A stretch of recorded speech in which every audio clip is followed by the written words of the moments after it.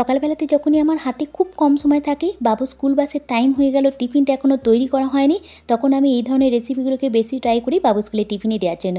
আজকে সেই রকমই একটা স্কুলের টিফিন তোমাদের সঙ্গে শেয়ার করছি। যদি তোমাদের ঘরে খুব বাচ্চা থাকে, মানে স্কুলের টিফিনে কী দেবো ভাবছো, তাহলে এই রেসিপিটা একবার ট্রাই করতে পারো। সত্যি বলছি, যতটা বানানো সহজ, আর আমি খুব সহজভাবে করে দেওয়ার চেষ্টা করেছি। দেখো, কারণ আমার হাতে খুব কম সময় থাকে, সকালবেলাতে দুজনাকার টিফিন রেডি করতে হয়, তার জন্য আমি চেষ্টা করেছি এটা সহজভাবে হাতের কাছে থাকা উপকরণ দিয়ে কম সময়ে বানিয়ে ফেলতে পারবো। সেরকম কিছু রেসিপি বানিয়ে চট করে ছেলে স্কুলে টিফিনে দিয়ে দিতে, যেটা ও পছন্দ করবে। তবে এগুলো প্রত্যেক দিন তো দেই না, রুটি পরোটাই বেশিরভাগ নিয়ে যায়। তা দেখো তো আজকে বাবু স্কুলে টিফিনের খাবারটা তোমাদের কেমন লাগে।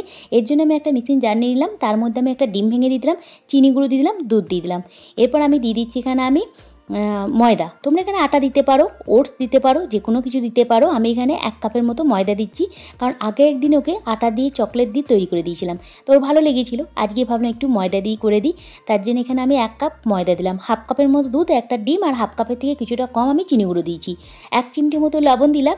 এরপর আমি এখানে কোনো বাটার বা কোনো কিছু ইউজ করবো না। তোমরা এখানে একটু এসেন্স ব্যবহার করতে পারো, ভ্যানিলা ফ্লেভারের বা চকলেটি ফ্লেভারে, বা যে কোনো এসেন্স তোমরা এখানে দিতে পারো। আমি এখানে এবার দিয়ে দিলাম বেকিং পাউডার আর একটু বেকিং সোডা দিয়ে দেবো। ব্যাস, এবার এটাকে আমি ব্লেন্ড করে নেবো, তাহলে আমার ব্যাটারটা রেডি হয়ে যাবে।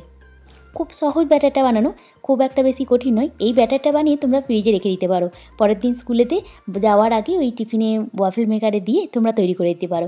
বিশ্বাস করো এতটা টেস্টি হয় না, এটা প্যানকেকের ব্যাটার মতোই হবে, তবে প্যানকেকের থেকে একটু লিকুইড জাতীয় হবে। প্যানকেকের ব্যাটারটা একটুখানি চামচের সাহায্যে যাতে দেওয়া যায় সেই রকম গাঢ় হয়, এর একটুখানি লিকুইড হবে, মানে খুব বেশি লিকুইড নয়। তোমরা ব্যাটারটা দেখলেই বুঝতে পারবে।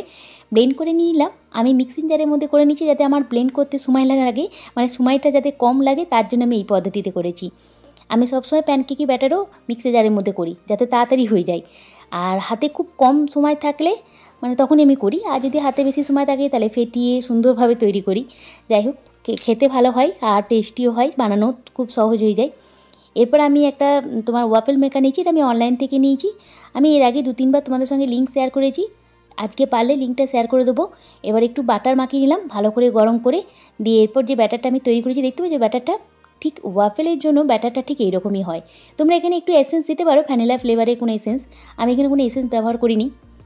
তারপরে দেখো একটুখানি ঢাকা দিয়ে 2 মিনিট রাখলেই, মানে তুমি সুইচটা অন করে রাখবে, 2 মিনিট রাখবে, দেবে লাইট জ্বলবে একটা, লাইটটা যে বন্ধ হয়ে যাবে তখন উল্টে দেবে, কিংবা উল্টে না দিলেও হয়ে যাবে, দুদিক দিয়ে ভালোভাবে তৈরি হয়ে যায়। একটু বাটার দিয়ে সেঁকে নেবে। এভাবে আমি 6টা রেখে দিচ্ছি, কেটে রেখে দিচ্ছি, যাতে সবার সঙ্গে শেয়ার করে খেতে পারে। একটু কুল দিয়েছি, খেজুর দিয়েছি, ওপর থেকে একটু মধু দিয়ে দিলাম, একটু স্প্রিঙ্কেল করে দেবো। দেখতে খেতে দুটোই ভালো লাগে। কেমন লাগলো অবশ্যই লিখে জানাবে, ভালো লাগলে please like and subscribe. Bye bye, tata.